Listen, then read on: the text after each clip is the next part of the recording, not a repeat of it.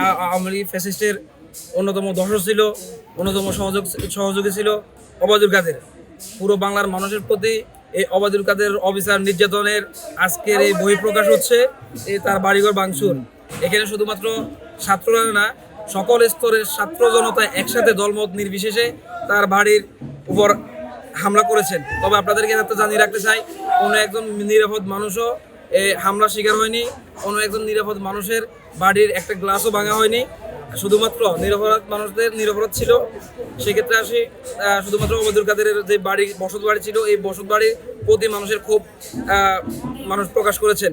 আপনারা দেখেছেন এই যে জুলাই অভ্যুত্থানে আমরা এখনো ভিডিওগুলো দেখলে মানুষের শিহরে ওঠে। লাশগুলাকে যখন পুলিশের ভ্যানে রেখে পুড়িয়ে ফেলা হয়েছিল, পুলিশে নির্যাতন মানে গুলি করে হত্যা করেছিল, এগুলো সবগুলো হয়েছে ওবায়দুল কাদেরের নির্দেশে।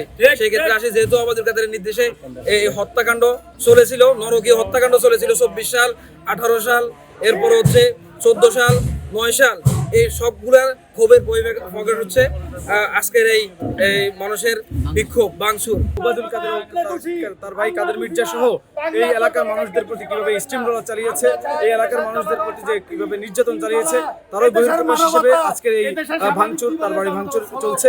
আমরা দেখেছি যে 5 আগস্টের পরবর্তীতে তার বাড়িতে একটি ভাঙচুর হয়েছে, কিন্তু আমরা তারও পরবর্তীতে কারা যেন এখানে এসে আবারও তার বাড়িটি নির্মাণ করার চেষ্টা করেছে।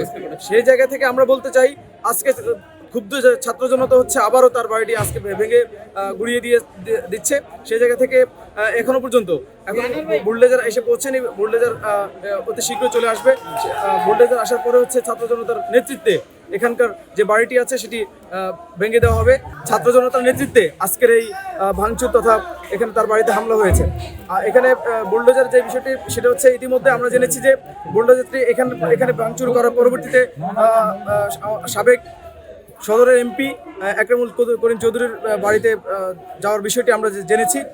এছাড়াও আমরা জেনেছি যে জেলা আওয়ামী লীগের সভাপতি সহ অন্যান্য যারা আগামী বিগত দিনে যারা নোয়াখালীর মানুষের উপর স্টিম রোলার চালিয়েছে, তাদের বাড়িঘর ভাঙচুরের একটা বিষয় আমাদের কানে এসেছে।